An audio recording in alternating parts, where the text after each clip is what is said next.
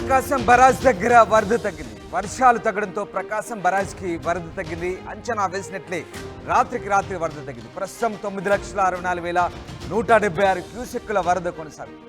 శ్రీశైలం, నాగార్జునసాగర్, పులిచింతల నుంచి భారీగా వరద కొనసాగుతుంది. ఎగువ నుంచి 5,40,000 క్యూసెక్కుల పైగా వరద పోటెత్తుతోంది. ఇక మున్నేరు నుంచి ప్రకాశం బరాజ్కి వరద తగ్గింది. కేవలం 17,203 క్యూసెక్కులు మాత్రమే ప్రవాహం కొనసాగుతుంది.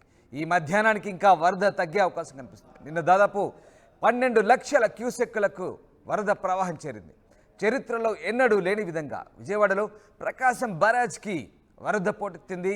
ఎప్పుడు లేని విధంగా 12 లక్షల క్యూసెక్కుల పైగా వరద ప్రవాహం చేరడంతో దిగువకు వదిలారు.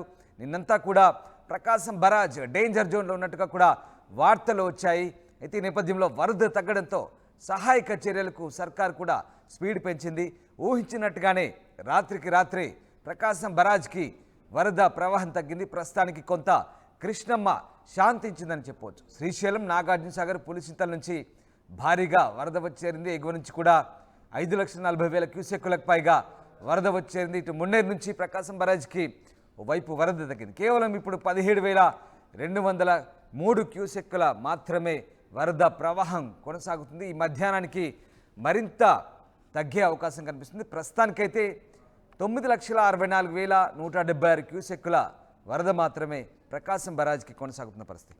మా కొలీగ్ కృష్ణమోహన్ జైన్ అవుతున్నారు. కృష్ణమోహన్, ప్రకాశం బరాజ్కి నిన్న రికార్డు స్థాయిలో చరిత్రలో లేని విధంగా 12 లక్షల క్యూసెక్కుల వరద ప్రవాహం కొనసాగింది. ఇవాళ పరిస్థితి ఏంటి? రాత్రికి రాత్రి కాస్త వరద ప్రవాహం తగ్గినట్టుగా తెలుస్తుంది. ప్రస్తుతం సిచ్యువేషన్ ఏంటి అక్కడ? ఎస్ సార్, రామ్దాస్ సార్, డెఫినెట్గా కృష్ణమ్మ కొంత శాంతించనే చెప్పాలి. విజయవాడ వాసులకు కొంత ఊరట లభించిందని చెప్పాలి. నిన్న రాత్రి వరకు హై టెన్షన్లో ఉన్న విజయవాడ వాసులు రాత్రికి వరద తగ్గుముఖం పట్టడం, అంటే ఉదయం 11,46,000 క్యూసెక్ల వరకు సాగింది. 12 లక్షలు వస్తుందేమో అని ఆందోళన చెందారు. కానీ ఇప్పుడు 9 లక్షలకి క్యూసెక్లకు మాత్రమే ఇన్ఫ్లో వస్తుంది. తర్వాత అవుట్ఫ్లో కూడా పూర్తిగా కూడా తగ్గింది. మనం చూడొచ్చు, ఉదయం నిన్నటికి ఈ రోజుకి దాదాపుగా చాలా వరద తగ్గుముఖం పట్టిందనే చెప్పాలి. వరద తగ్గుముఖం పట్టడం చాలా వరకు కూడా కొంత ప్రశాంతతను కల్పించినట్టుగానే చూడాలి. అదే నిన్న కూడా casein bridge, Vijayawada casein railway bridge మీద దాదాపుగా నీళ్లు ప్రవహించినంత పని అయితే జరిగింది. ఇప్పుడు అదే కేసిన్ బ్రిడ్జ్ దగ్గర దాదాపుగా పరిస్థితులు పూర్తిగా కూడా మార్పు చెందిన నేపథ్యం అయితే మనం చూస్తున్నాం. సో ఇటువంటి పరిస్థితుల్లో ఇప్పుడు వరకు కూడా, అంటే ఉదయం నుంచి ఒకవేళ శ్రీశైలం నుంచి కానీ సాగర్ నుంచి కూడా దాదాపుగా 5 లక్షల క్యూసెక్ల నీళ్లు ఇన్ఫ్లో వచ్చినప్పటికీ కూడా ప్రకాశం బ్యారేజ్కి వరద ఉధృతి కొద్దిగా తగ్గినట్టుగానే చెప్పాలి. అలాగే బుడమేరు తర్వాత ఇతర ప్రాంతాల నుంచి వస్తున్న వరద కూడా చాలా వరకు తగ్గింది. దాదాపుగా నిన్న 43 క్యూసెక్ల వరకు 43,000 క్యూసెక్ల వరకు వచ్చిన ఈ వరద ఈరోజు 12,000కి తగ్గడం కూడా ఒక శుభ పరిణామమే. అయితే ఇప్పుడు అసలు రిస్క్ స్టార్ట్ అయ్యే పరిస్థితి అయితే ఉంది.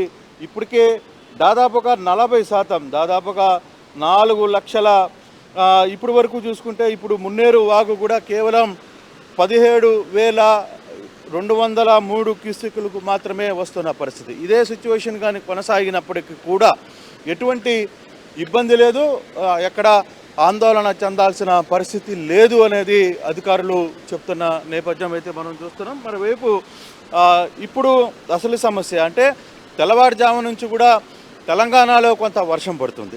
తెలంగాణ నుంచి వర్షం పడుతున్నా ఒకవేళ ఆంధ్రప్రదేశ్లో వర్షం పడ్డా కూడా ఈ సాయంత్రానికి మాత్రమే ఆ వరద చేరే పరిస్థితి ప్రకాశం బ్యారేజ్కి ఉంటుంది. కాబట్టి ఎక్కడ ఆందోళన చెందాల్సిన అవసరం లేదు అనేది చాలా క్లియర్గా మనకి అర్థమవుతుంది. మనోజ్, సరే రామ్దాస్, కానీ ఇప్పుడు అసలు సమస్య మొదలయ్యే పరిస్థితి కనపడుతుంది. ఎందుకంటే ఇప్పటికే 40% విజయవాడ గడిచిన 78 గంటలుగా బురద నీళ్ళలో మోకాళ్ళలోతు మనిషి మునిగిపోయే నీళ్ళల్లో నీళ్లున్నాయి. ఇప్పుడు ఆ వరద తగ్గుముఖం పట్టినప్పటికీ కూడా సో ఒకవేళ ఇదే వ్యవహారం కానీ కొనసాగితే నీళ్లు బయటికి వెళ్ళినప్పటికీ కూడా చాలామంది మనం చూస్తే ఇక్కడ కృష్ణమ్మను శాంతించడానికి పూజలు చేసిన పరిస్థితి కూడా మనం చూస్తున్నాం. అటువంటి సిచ్యువేషన్స్ కూడా మనం ఇక్కడ కృష్ణమ్మ శాంతించాలని నిన్నటించి ఆలయ పూజారులు కావచ్చు, ఒకవైపు విజయవాడ వాసులు కావచ్చు, వాళ్ళందరూ కూడా ప్రార్థనలు చేసిన పరిస్థితిని మనం చూసాం. ఇప్పుడు ఉన్న పరిస్థితుల్లో ఈరోజు దాదాపుగా 40% కంప్లీట్గా కూడా 40% విజయవాడ మునిగిపోయింది. దాదాపుగా 78 గంటల పాటు మనిషి లోతు నీళ్ళల్లో ఉన్న పరిస్థితుల్లో ఇప్పటికిప్పుడు నీళ్లు కొంత తగ్గుముఖం పట్టినా, సో ఇప్పుడు అసలు సమస్య మొదలయ్యే ప్రభుత్వానికి అంటే నీళ్లు తగ్గుముఖం పట్టి నీళ్లు బయటికి వెళ్ళినప్పటికీ కూడా పూర్తిగా కూడా ఇక బురద ఇళ్లలో వచ్చి చేరుకుంది కాబట్టి దాన్ని క్లీన్ చేయాలి. అసలు సమస్య అక్కడ మొదలవుతుంది. శానిటేషన్ ఇంపార్టెంట్ అవుతుంది. శానిటేషను ఫర్దర్గా బురద వచ్చి చెత్త చెదారం అంతా ఉంది కాబట్టి సమస్యలు, పబ్లిక్కి జ్వరాలు, తర్వాత ఇతర ఇష్యూస్ వచ్చే పరిస్థితి ఉంది. సో మనం కర్నూలు లాంటి వరదలు చూసాం. అప్పుడు కూడా ఇటువంటి సిచ్యువేషన్ దాదాపుగా కర్నూలు మునిగిపోయినప్పుడు కూడా అటువంటి సిచ్యువేషనే. నీళ్ళన్నీ బయటికి వెళ్ళిన తర్వాత అసలు ఇంటి లోతులో కంప్లీట్గా బురద పేరుకుపోయింది. అటువంటి పరిస్థితుల్లో వాటిని బయటికి తీయడానికి ఆ బురదని బయటికి తీయాలి. లోపల ఉన్న వస్తువులు, వాళ్ళ ఇంట్లో ఉన్న సామాగ్రి, తర్వాత నష్టం, దాని తర్వాత వచ్చే సీజనల్ డిసీజెస్, ఇతర వ్యాధులు, అంటువ్యాధులు వ్యాప్తి చెందడం, ఇవన్నీ కూడా కర్నూలు తిరిగి రికవరీ కావడానికి దాదాపుగా 2 నెలలు పట్టిన పరిస్థితిని కలారా చూసాం. సో ఆ సంఘటనని ఇప్పుడు ప్రభుత్వం ఆలోచించుకుంటేనే భయపడుతోంది. నిజంగానే 78 గంటల పాటు ప్రకాశం బరాజ్ లోపల అంటే నది లోపల 3 బోట్లు ఢీకొట్టాయి. అక్కడ పిల్లర్లకు కూడా కాస్త డ్యామేజ్ అయిన పరిస్థితి. ఇదంతా కూడా బ్రిటిష్ హయాంలో అప్పుడు హైదరాబాద్ స్టేట్లో మొదలై తర్వాత ఆంధ్రప్రదేశ్ ఏర్పడ్డ తొలినాళ్ళలో నిర్మించినటువంటి ప్రకాశం బరాజ్. సో ప్రస్తుతానికి నిపుణులు ఏమంటున్నారు మరి దీనికి సంబంధించి? బరాజ్ సేఫ్గా ఉన్నట్టే అనుకోవచ్చా మనం? ఇట్లాంటి అంటే చరిత్రలో ఎన్నడూ లేని విధంగా నిన్న వరద డెఫినెట్గా, ఎందుకంటే నిన్న వరద చూడొచ్చు మనం ఇక్కడే. ఆ బోటు దాదాపుగా 3 బోట్లు 4 బోట్లు ఇక్కడికి వచ్చి ఢీకొట్టిన పరిస్థితి అయితే మనం చూస్తున్నాం. ఈ బోట్లని ఇక్కడి నుంచి ఒక్కొక్కటిగా కొంత తరలించే ప్రయత్నం అయితే చేస్తున్నారు. ఇప్పటికీ 2 బోట్లు మాత్రం ఇక్కడ ఆగాయి. మరో చిన్న బోటు మాత్రం కొంత తీరానికి వెళ్ళి చేరిన పరిస్థితి అయితే ఉంది. అయితే ఏదైతే బ్యారేజు నిన్న వరద ఉధృతి పెరిగితే ఇబ్బంది అనుకున్నారో ఇప్పుడు ఆ పరిస్థితి ఉండకపోవచ్చు అనేది నిపుణులు చాలా క్లియర్గా చెప్తున్నారు. నిన్న ఈ నీటి సలహాదారులు కావచ్చు, నీటికి సంబంధించిన కృష్ణం నాయుడు కావచ్చు, వీళ్ళందరూ కూడా వచ్చి ఒక మాట మాట్లాడారు. బేసిక్గా ఇక్కడ కొంత సమస్య అయితే ఉండింది, కానీ బ్యారేజ్కి వచ్చిన ఇబ్బంది ఏమి లేదు. వరద కూడా తగ్గుముఖం పట్టింది కాబట్టి ఎటువంటి ఇష్యూస్ లేవు అనేది వాళ్ళు మాట్లాడిన పరిస్థితి. దాదాపుగా చాలా ప్రాంతాల్లో ఎక్కడైతే ఈ వరదకు సంబంధించి గేట్లు ఇరిగిపోయాయో లేకపోతే గేట్లు దెబ్బతిన్నాయో వాటన్నిటినీ కొంత రెక్టిఫై చేయొచ్చు. కాకపోతే కొంత టైం పడుతుంది. కానీ ఇప్పుడు ఈ వరద నీటిని మాత్రం మనం ఉపయోగించుకోలేము. ఆ వరద నీటి వల్ల కంప్లీట్గా ఇక్కడ నిలబడదు. ఎందుకంటే దాదాపుగా 3 బోట్లు కంప్లీట్గా ఇక్కడ 3 గేట్లు దాదాపుగా ఇరిగిపోయాయి లోపల నుంచి. సో వరద వెళ్ళిపోతుంది. సో వరద నీటిని మనం ఉపయోగించుకోవాలి. బోట్లు ఎవరివి గుర్తించారా? బోటు యజమానులపై, ఎందుకంటే ఇలాంటి డ్యామేజెస్ జరిగితే అది ఊహించని రీతిలో పరిణామాలు ఉండేవి. సో దానికి సంబంధించి అంటే అధికారులు ఏమైనా చర్యలు తీసుకునే అవకాశం? ఆ బోటు యజమానులు ఎవరు? వాళ్ళను ఏమైనా హెచ్చరించి వదిలేశారా, లేదంటే వాళ్ళకి సంబంధించి ఏమైనా యాక్షన్స్ తీసుకోబోతారా? లేదు, కొంత ఇన్ఫర్మేషన్ అయితే తీసుకుంటున్నారు. అయితే ఈ ఎవరు ఉద్దేశపూర్వకంగా ఏదో బోట్లను వదిలింది కాదు. దాదాపుగా ఆ బోట్లకి ఇనప రాడ్స్తో వైర్లతో కట్టినప్పటికి కూడా ఆ అలల తాకిడికి అవి కొట్టుకొని వచ్చేసిన పరిస్థితిని మనం చూసాం. అవే కాకుండా కొంత ముందుకి వెళ్లాల్సిన పరిస్థితి కూడా ఉంది. డ్యామేజ్ సందర్భంగా ఎవరో ఉద్దేశపూర్వకంగా జరిగిన వ్యవహారం అయితే కాదు ఇది. సో అధికారులతో కొంత నిన్నటి నుంచి ఇరిగేషన్ అధికారులు పూర్తిగా కూడా దీని మీద దృష్టి పెట్టారు. ఇరిగేషన్కి సంబంధించిన టెక్నికల్ టీము దీని మీద పనిచేస్తోంది. ఇప్పుడు ఈ బ్యారేజీకి పటిష్టం చేయడం ఒకటి, రెండవది వాటర్ని ఎంత మేరకు ఆపగలం, 1 రోజు ఆపగలమా, 2 రోజులు ఆపగలమా. సో ఇప్పుడున్న పరిస్థితుల్లో వరద కూడా కాస్త తగ్గుముఖం పట్టింది కాబట్టి ఈ వరదని దాదాపుగా గేట్లను మళ్ళీ తిరిగి రీఫిల్ చేయడానికి ఏ విధంగా ఉంది. ఇప్పుడు మనం చూస్తే నిన్న జరిగిన డ్యామేజ్ మీకు మరోసారి చూపించే ప్రయత్నం ఏం చేస్తున్నాం. నిన్న ఈ గేటుని కంప్లీట్గా కూడా డ్యామేజ్ అయిపోయింది. ఈ గేటు కంప్లీట్గా ఇరిగిపోయింది. దీనికి సంబంధించిన వాటర్ మొత్తం కూడా డౌన్ ఫ్లో అయింది.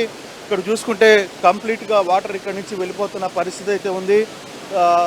దీనికి సంబంధించి పిల్లర్, ఇంత భారీ కట్టడ పిల్లర్ ముక్క చెక్కలైపోయిన పరిస్థితి మనం చూస్తున్నాం. బోటు వచ్చి ఢీ కొట్టిన నేపథ్యంలో ఇది ఆ బరువుకి ఇది ఒక్కసారిగా ఇది అయిపోయింది. సో కానీ ఇప్పుడు వాటర్ అయితే కింద నుంచి వెళ్ళిపోతుంది కానీ ఈ వాటర్ని ఆపడం కొంత సమస్యకరమైన ఇబ్బంది. కాకపోతే నిజంగానే ఉండింటే ఈ వాటర్ని కొంత సేవ్ చేసుకుని ఉండేవాళ్ళు. 3 గేట్లు కాదు, అన్ని గేట్లని సరి చేసేవారు. కానీ ఇప్పుడు దాదాపుగా 3 గేట్లు పూర్తిగా కూడా దెబ్బతిన్నాయి. కాబట్టి దీని మీద కొంత చర్చ అయితే జరుగుతుంది. ఇప్పుడు ఎలా దీన్ని ఆపాలి, ఈ బోట్లకు సంబంధించిన అంటే ఈ గేట్లకు సంబంధించి ఇష్యూని మళ్ళీ ఎలా రెక్టిఫై చేయాలి. అయితే నిన్న మనం ఎక్స్క్లూజివ్గా మంత్రితో మాట్లాడినప్పుడు కూడా నీటిపారుదల శాఖ మంత్రి, ఇరిగేషన్ మంత్రి కూడా ఆయన ఒకటే చెప్పారు, లేదు మేము దానికి సంబంధించి మరో 1 వారం 10 రోజుల లోపలనే తిరిగి ఈ కేబుల్స్ ఏవైతే ఉన్నాయో, ఇనుప కేబుల్స్ కావచ్చు, ఇవన్నీ కూడా పూర్తిగా కూడా దెబ్బతున్నాయో వాటిని రెక్టిఫై చేయడానికి మాకు కొంత టెక్నికల్ టీమ్స్ ఉన్నాయి, మేము వాటిని ఏర్పాటు చేసుకునే ప్రయత్నం చేస్తున్నాం, దాంట్లో ఎటువంటి ఆలోచన లేదు అనేది వాళ్ళు చెప్తున్న పరిస్థితి. సో ఏదేమైనా నష్టమైతే జరిగిపోయింది, డ్యామేజ్ అయితే జరిగిపోయింది. వాటర్ నుంచి వరద ఉత్పత్తి బయటికి వెళ్ళిపోతుంది. ఇక్కడ ప్రకాశం బ్యారేజ్లో నీరైతే నిలబడే ప్రసక్తి లేదు. అయితే వరద తగ్గుముఖం పట్టింది కాబట్టి కొంత టెక్నికల్గా ఈరోజు సాయంత్రానికో లేకపోతే రేపటికో ఇంకా వరద తగ్గే పరిస్థితి ఉంటుందనేది అధికారులు అంచనా వేస్తారు. ఈ అంచనా ఊహించిన విధంగా వచ్చిన ఈ వరద ద్వారా కొంత ఫ్లడ్ మేనేజ్మెంట్ సంబంధించి కొన్ని లెసన్స్ నేర్చుకున్నట్టయినా అధికారులు అక్కడ ఏపీలో అంటే ఊహించలేదు ఇలాంటి వరదలు వానలు వస్తాయని చెప్పేసి. అలాగే ఎగువ నుంచి ఇక్కడికి దిగువకు వరద పోటీ కృష్ణాకి. కానీ మరి దీని ద్వారా కొంత ఏమైనా అధికారులు అలర్ట్ అయినట్టే అనుకోవచ్చా ఫ్యూచర్ దీనికి సంబంధించి భవిష్యత్ పరిణామాలు? ఎస్ రామ్దాస్, బేసిక్గా వరద ప్రకాశం బ్యారేజ్కి వస్తుంది, ప్రకాశం బ్యారేజ్ నుంచి నీళ్లు ఎక్కువగా వస్తుంది అనే దాని మీదనే ప్రభుత్వం దృష్టి పెట్టింది, అధికారులు దృష్టి పెట్టారు. కానీ బుడ్డమేరులే అంటే ఒక చిన్న చెరువు, వాగు తెగి ఎక్కడో ఖమ్మం జిల్లాలో పుట్టిన బుడ్డమేరు దాదాపుగా అది విజయవాడ మీదుగా ప్రవహిస్తుంటుంది. అది తెగి 40,000 క్యూసెక్ల నీళ్లు విజయవాడ లోపలికి వస్తాయని ఎవరూ ఊహించలేదు. దాదాపుగా సగం డ్యామేజ్. దీనికంటే కూడా ఇది 12 లక్షలు, దాదాపుగా 11,46,000 క్యూసెక్లు ఇదే ప్రకాశం బ్యారేజీ తట్టుకుని నిలబడింది. 12 లక్షల వరకు చేరుకున్న ఇబ్బంది లేని ప్రకాశం బ్యారేజు కేవలం బుడమేరు అనే చిన్న వాగు ప్రవహించిన దాటికి, అంటే అది కట్టలు తెగి కొల్లూరికి వెళ్లాల్సిన వాగు విజయవాడలోకి వచ్చిన నేపథ్యంలో మొత్తం విజయవాడలో 40% డ్యామేజ్ పూర్తి కూడా ఒక్క బుడమేరు వాగు వల్లే జరిగింది. ప్రకాశం బ్యారేజ్ వాటర్ని ఎలాగో అక్కడ రిటైనింగ్ వాల్ ఉండింది, దాదాపుగా కృష్ణలంక ప్రాంత వాసులకు కూడా అది 100% ఈరోజు కాపాడిందని చెప్పాలి. 14 అడుగుల ఎత్తులో ఆ వాల్ని గత ప్రభుత్వం దాదాపుగా 3.5 కిలోమీటర్ల మేర కట్టింది, దాన్ని నిర్మించింది. అది కృష్ణా విజయవాడ మెయిన్ సిటీని ఎటువంటి ఇబ్బంది లేకుండా కాపాడగలిగింది. సో అటువంటి ప్రకాశం బ్యారేజ్లో 11 లక్షల నీరు వచ్చినా కూడా ఇబ్బంది పడలేదు. ఆ కృష్ణా వాల్, రిటర్నింగ్ వాల్ ఏదైతే ఉందో అది డెఫినెట్గా కృష్ణలంక ప్రజల్ని కావచ్చు, లేకపోతే రామ్కీ నగర్ వరకు కూడా దాదాపుగా 3.5 కిలోమీటర్ వాలు డెఫినెట్గా అది విజయవాడ టౌన్ని పర్టికులర్గా అది కాపాడగలిగింది. కానీ అదే బుడమేరు అక్కడి నుంచి వస్తున్న ఒక 40,000 క్యూసెక్లతో వచ్చే నీరు మాత్రం దాదాపుగా ఆ ప్రాంతంలో సింగనగరు, ప్రకాష్ నగరు, వీటన్నింటినీ, అజిత్ సింగ్ నగరు, వీటన్నిటినీ పూర్తిగా కూడా ముంచివేసి అసలుకి విజయవాడని కాసేపు అతలాకుతలం చేసిన పరిస్థితి. దాదాపుగా 3.5 లక్ష మంది విజయవాడ ప్రజలు ఆ ప్రాంతంలో ఉంటున్నారు. ఆ ప్రాంత ప్రజలందరూ కూడా అక్కడే 2 రోజుల పాటు స్టిల్ ఈ రోజుకి కూడా ఇప్పటికి కూడా అదే పరిస్థితి కనబడుతుంది. వరద తగ్గుముఖం పట్టింది కాబట్టి ఇప్పుడు కొంత సహాయ చర్యలు. నిన్న సాక్షాత్తు ముఖ్యమంత్రి కూడా క్లియర్గా చెప్పారు, ఎక్స్పెక్ట్ చేయలేదు, అధికారులతో మనం కొంత కూర్చున్నప్పటికీ కూడా కొంత రాంగ్ డైరెక్షన్ వల్ల కొంత ఇబ్బందులు పడ్డాం, చివరికి మనం కొన్ని లక్షల ఆహార పదార్థాల ప్యాకెట్లు కావచ్చు, లేకపోతే సరఫరా విస్తృతంగా చేసినప్పటికీ రీచింగ్ పాయింట్కి చేరలేకపోయాం. దాంట్లో కొంత తప్పిదాలు మనం నేర్చుకోవాల్సిన పరిస్థితి ఉంది అని స్వయంగా ముఖ్యమంత్రి మాట్లాడారు. అంటే ఆయన అప్పటికి ఆయన 24 గంటలు దాదాపుగా నిన్న ఈరోజు 48 గంటలు ఆయన కనీసం నిద్రపోలే, ఎక్కడో ఒక 1 అవర్ రెస్ట్ తీసుకున్నారు. ఆయన అధికారులతో ప్రతి ఒక్కటే ఆయన మాట్లాడుతున్నప్పుడు కూడా గ్రౌండ్ లెవెల్ సిబ్బంది ఎక్కడో కొంత ఇద్దరి మధ్య కోఆర్డినేషన్ లేకపోవడం, సిబ్బందికి స్థానికులకు మధ్య ఎక్కడికక్కడ మంత్రులు వివిధ జిల్లాలకు సంబంధించిన మంత్రులు మొత్తం యంత్రాంగం అంతా కూడా ఇక్కడ దిగింది. మంత్రి ఆనం రామనారాయణ రెడ్డి, అనిత, తర్వాత సంధ్యా రాణి, పార్థసారథి, అచ్చెన్నాయుడు, తర్వాత కేశవ్, ఇట్లాంటి సీనియర్ మంత్రులందరూ కూడా బురదలో దిగాల్సిన పరిస్థితి వచ్చింది, రంగంలో దిగారు. అయినప్పటికీ కొంత ఎక్కడో అధికారులకి వీళ్ళకి మధ్య కొంత కమ్యూనికేషన్ గ్యాప్ వల్ల ఆ సమస్య వచ్చింది. చివరికి నిన్న ఒక అధికారి ముఖ్యమంత్రి సమీక్షలోనే డెఫినెట్గా ఒక మాట చెప్పాడు, అధికారులు ఉద్దేశపూర్వకంగానే కొంత డ్యామేజ్ చేయాలని ప్రయత్నం చేశారని ఒక వ్యాఖ్య కూడా చేశాడు. అటువంటి వ్యాఖ్య నిజంగానే అధికారుల్లో కొంత కలవరపాటు గురి చేసింది. ఒక మంత్రి మేము 24 గంటల పాటు ఇక్కడ అధికారుల గురించి కష్టపడుతుంటే కావాలనే అధికారులు చేస్తున్నారు అనే మాట్లాడడం కొంత వాళ్ళని మోరల్ని దెబ్బతినింది అనేది కొంత అధికారులు కూడా బాహాటంగా మాట్లాడకపోయినా 1-to-1 మాట్లాడేటప్పుడు మాట్లాడిన పరిస్థితి. సో ఇటువంటి కొంత కోఆర్డినేషన్ గ్యాప్ అయితే జరిగింది. ఎస్, ఆ కోఆర్డినేషన్ గ్యాప్ని సరిదిద్దుకోవాలి.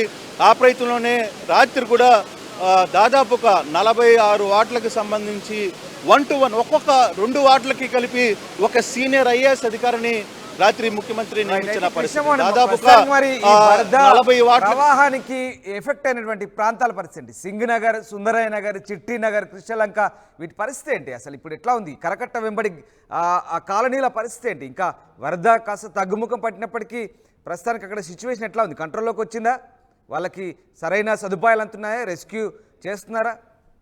వరదైతే ఈరోజు రాత్రి వరకు కూడా నీళ్లు ఇంకా వెళ్ళాలి, ఇంకా వరద తగ్గుముఖం పట్టాలి. ఇప్పటికీ నాకున్న సమాచారం ఇంకొక అడుగు కంప్లీట్గా నిన్నటికి ఈ రోజుకి కొంత తగ్గిందనే చెప్పాలి. ఇప్పుడు అదే వరద సాయంత్రానికి కొంత తగ్గుముఖం పడితే దాని తర్వాత అసలు సమస్య మొదలవుతుంది రామ్దాస్. ఎందుకంటే వరద నీరు వెళ్ళిపోయిన తర్వాత ఇళ్లలో కోరుకుపోయిన మట్టి, చెత్త, చెదారం, శానిటేషన్ ఇవన్నీ కూడా క్లియర్ చేయడానికి నిజంగానే ప్రభుత్వం చాలా కష్టపడాల్సిన పరిస్థితి ఉంది. కేవలం 2-3 కాలనీలు కాదు ఇక్కడ మునిగిపోయింది. దాదాపుగా ఒక సెక్టర్ ఆఫ్ మొత్తం 3 లక్షల కుటుంబాలకు సంబంధించి మొత్తం 4-5 కాలనీలు, దాదాపుగా 16 వార్డులు, విజయవాడలో 16 వార్డులు.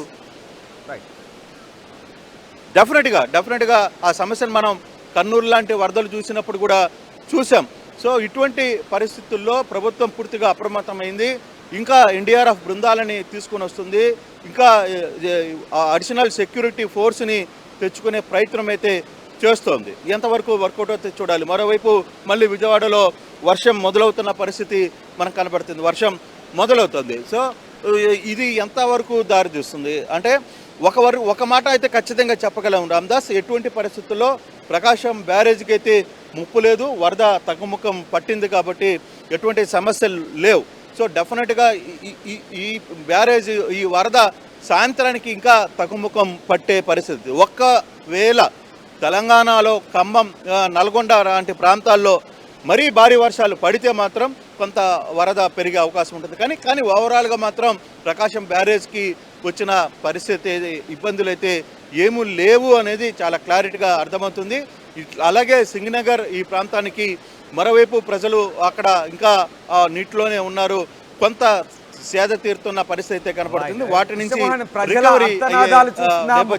కూడా అర్ధరాత్రి అపరాత్రి లేకుండా సహాయక చర్యల్లో పాల్గొంటున్నారు. నిజంగా ఒక రకంగా అభినందించాల్సిన అంశమే. విజయవాడ పూర్తిగా అతలాకుతలమైంది, జనజీవనం స్తంభించిపోయింది, పూర్తిగా జల విలయానికి, జల ప్రళయానికి పూర్తిగా విజయవాడ ఒక రకంగా దెబ్బతిన్న పరిస్థితి. మరి ఇప్పుడు దిగువ ప్రాంతాల పరిస్థితి ఏంటి? ఈ దిగువకు వరద పోతుంది, దిగువకు పోతుంది, నాగాయలంక కావచ్చు, హంసల దీవి కావచ్చు, ఆ పరిసర ప్రాంతాల్లో ఉన్నటువంటి కరకట్ట వెంబడి ఉన్నటువంటి గ్రామాల పరిస్థితి ఏంటి? పూర్తిగా అటువైపు దివసీమ పరిస్థితి ఏంటి? ఏమైనా అప్డేట్స్ ఉన్నాయా? ఎస్, అవనిగడ్డ ఇప్పుడు ప్రధానంగా ఇక్కడి నుంచి వాటరు పూర్తిగా కూడా దివిసీమ వైపుకి వెళ్ళి దివసీమ తర్వాత సముద్రంలో కలిసే పరిస్థితి ఉంటుంది. ఆ దివసీమ దగ్గరికి వెళ్ళే ప్రాంతంలోనే అక్కడ 2-3 సమస్యలు ఉన్నాయి.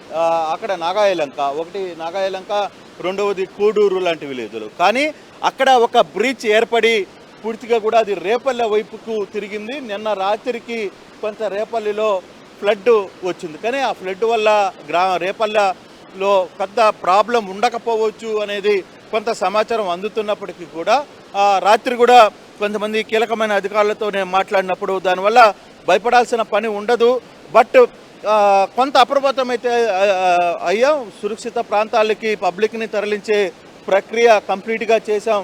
అక్కడ ఉన్న గ్రామాల్లో ఉన్న వాటినన్నింటిని కూడా ఇక్కడి నుంచి తరలించే ప్రయత్నం చేసాం. వీటన్నింటిని కూడా చాలా దూరం ముందుకు తీసుకెళ్లే ఒక ప్రయత్నం అయితే చేస్తుంది ప్రభుత్వం. దాని దిశగా ఎటువంటి ఇబ్బందులు లేవు అనేది ప్రభుత్వం అయితే చెప్తుంది. కానీ ఇప్పుడు దివసీమ తర్వాత నాగాయలంక, కోడూరు, లంక గ్రామాలలో ఉన్న ప్రజలందరినీ కొంత బయటికి తరలించినప్పటికీ కూడా ఈ వరద ఈ పరిస్థితిలో కానీ ఉంటే పెద్దగా ఇబ్బందులు జరగకపోవచ్చు. కామన్ సమస్యలే ఉంటాయి. ఏదైతే ఈ వరద నీటిలోకి ఊర్లకు రావడం, తర్వాత అది మళ్ళీ వెళ్ళిపోవడం, ఆ సమస్యలు తప్పితే ఇతర సమస్యలు, నష్టం, ప్రాణ నష్టం, ఆస్తి నష్టం అటువంటిది జరిగే పరిస్థితి అయితే ఉండకపోవచ్చు. కానీ కొంత అప్రమత్తం అయితే రాత్రి నుంచి అప్రమత్తమయ్యారు. రేపల్లె కొంత వరదకి టచ్ అయితే అయింది. అలాగే కృష్ణాయలంక, నాగాయలంక, తర్వాత కోడూరు వంటి ప్రాంతాల్లో ఇంకా అక్కడ కొంత పరిస్థితిని చూడదు. దివిసీమ కొంత కంట్రోల్లోనే ఉంది అనేది, కొంత ఆందోళన చెందాల్సిన పరిస్థితి లేదనేది కొంతమంది అధికారులు నిన్న ఋతుపవన ద్రోణి అలాగే వాయుగుండ ప్రభావం ఇలా ఛత్తీస్గఢ్, తెలంగాణ మీదుగా మచిలీపట్నం వైపు, అలాగే మచిలీపట్నం వైపు నుంచి పశ్చిమ మధ్య బంగాళాఖాతం వరకు ఇంకా ద్రోణి ప్రభావం ఉన్నట్టుగా తెలుస్తుంది. మరి ఇది నిన్నటి పరిస్థితి. ఇవాళ విపత్తుల నిర్వహణ అధికారులు ఏమంటున్నారు, అలాగే వాతావరణ శాఖ ఏం చెప్తుంది? ఇంకా వర్షాలు పడబోతున్నాయి, ఇంకా వర్షాలు పడే అవకాశం ఉందా విజయవాడలో కానీ ఏపీలో కానీ? డెఫినెట్గా కొంత మచిలీపట్నం వైపుగా వస్తోంది కాబట్టి కొంత ఇంపాక్ట్ విజయవాడ మీద కూడా కనపడుతుంది. అందుకే నిన్నటికి ఈ రోజుకి ఉదయం వాతావరణంలో కూడా, విజయవాడ వాతావరణంలో కూడా మార్పు కనపడుతుంది. కొంత రైనీ చిరుజల్లులు అయితే స్టార్ట్ అయ్యాయి. కానీ ఇది పెద్ద వర్షంగా మారుతుంది అనేది అంతగా ఆందోళన చెందాల్సిన పని లేదు అనేది ఐఎండీ అధికారులతో కూడా మనం మాట్లాడినప్పుడు అంత అవసరం ఉండకపోవచ్చు అనేది మనకి తెలుస్తుంది. ఇప్పుడు ఆ ఐఎండీని కూడా పూర్తిగా కూడా విజయవాడ కలెక్టర్ ఆఫీస్లోనే ముఖ్యమంత్రి ఎప్పటికప్పుడు అప్డేట్స్ తీసుకుంటున్న పరిస్థితి ఉంది. అధికారులు పూర్తిగా కూడా నాకున్న నేను చూస్తున్న దాన్ని బట్టి అర్ధరాత్రి అపరాత్రి లేకుండా దాదాపుగా 48 గంటల పాటు ఏ ఒక్క అధికారి నిద్రపోలేదు, ఏ ఒక్క అధికారిని ప్రశాంతంగా ముఖ్యమంత్రి ఉండనివ్వలేదు. సో ఎక్కడికక్కడ ఇష్యూస్ని ప్రతిరోజు ప్రతి గంట వాళ్ళతో చర్చిస్తున్నారు, అప్డేట్స్ తీసుకుంటున్నారు. ఇద్దరిద్దరు వార్డులకి కూడా ఐఏఎస్ అధికారులను నియమించిన పరిస్థితి. ఎవరు ఎంతవరకు అటెన్షన్లో ఉండాలి, ఎటువంటి పరిస్థితులు ఉంటాయి, వీటన్నిటి మీద కూడా పూర్తి స్థాయిలో దృష్టి అయితే పెడతారు. ఈ సాయంత్రానికి వరద తగ్గుముఖం పడితే ఫర్దర్గా తర్వాత రెస్క్యూ చేయాల్సిన పరిస్థితి చాలా పెద్ద స్థాయిలో ఉంది. అది ఎంతవరకు ప్రభుత్వం దానికి ముందుగానే ప్రణాళికలు వేసుకుంటుంది. ఎందుకంటే నీళ్ళలో ఉన్నప్పుడు మనం ఏం చేయలేం, నీళ్ళు అంతా జారిన తర్వాతనే అసలు సమస్య ఉంది, అక్కడి నుంచే కదా మనం స్టార్ట్ చేయాలి అనేది చంద్రబాబు చాలా క్లారిటీగా చెప్తున్న పరిస్థితి. సో ఇటువంటి పరిస్థితుల్లో ఫర్దర్గా వచ్చే యాక్టివిటీస్, వరదను తీయడం, ఇల్లు క్లీన్ చేయడం, తర్వాత ఆస్తి నష్టం, ఇళ్లలో చాలామంది వస్తువులు పోగొట్టుకోవడం, డబ్బులు, తర్వాత ఏం జరిగిందో తెలియదు, ఇంట్లో ఉన్న పరికరాలు అన్నీ కూడా పోయి ఉంటాయి. వీటన్నిటిని తిరిగి రెక్టిఫై ఏ విధంగా చేస్తారు, ప్రభుత్వం ఏ విధంగా చేస్తుందో అనేది ఒక ఆలోచన అయితే ఇప్పటికే స్టార్ట్ చేశారు. ఇప్పుడు సింగనగర్ ప్రాంతం ఏ విధంగా ఉండదో, తర్వాత సింగనగర్ ప్రాంతంలో కూడా కొంత వరద తగ్గింది కాబట్టి కొంత రిహాబిలిటేషన్ త్వరగా చేయడానికి ముందున్నాయి. అధికారులు పూర్తి స్థాయిలో, మంత్రులు కావచ్చు, తర్వాత అధికారులు కావచ్చు, ప్రభుత్వ యంత్రాంగం పూర్తిగా కూడా దాని మీద నమ్మడు. కానీ ఎక్కడో కొంత కోఆర్డినేషన్ గ్యాప్ అయితే కనపడుతుంది. ఆ కోఆర్డినేషన్ గ్యాప్ వల్లే కొన్ని సమస్యలు పెద్ద స్థాయిలో కూడా ప్రభుత్వం మీద కొంత విమర్శలకి దారి తీస్తున్న పరిస్థితి అయితే కనబడుతుంది. Ramdas. Right, yes, thanks for the update Krishnamohan. ఇది మొత్తం మీద కృష్ణమ్మ శాంతించింది. విజయవాడ పూర్తిగా వరద బారి నుంచి కాస్త ఉపశమనం కలిగే అవకాశాలు కనిపిస్తున్నాయి. ప్రకాశం బ్యారేజ్ దగ్గర వరద అయితే తగ్గింది. వర్షాలు తగ్గడంతో ప్రకాశం బ్యారేజ్కి ప్రస్తుతానికి వరద పోటు తగ్గింది. అంచనా వేసినట్లే రాత్రి వరద ప్రవాహం తగ్గింది. ప్రస్తుతానికి 9,64,000 క్యూసెక్కుల వరద మాత్రమే వస్తుంది. శ్రీశైలం నాగార్జునసాగర్ పులిచింతల నుంచి భారీ వరద అయితే కొనసాగుతున్న పరిస్థితి. ఎగువ నుంచి 5,40,000 క్యూసెక్కులకు పైగా వరద కొనసాగుతుంది. మొత్తం మీద ఈ మధ్యాహ్నం వరకు ఇంకా వరద తగ్గే అవకాశాలు కనిపిస్తున్నాయి.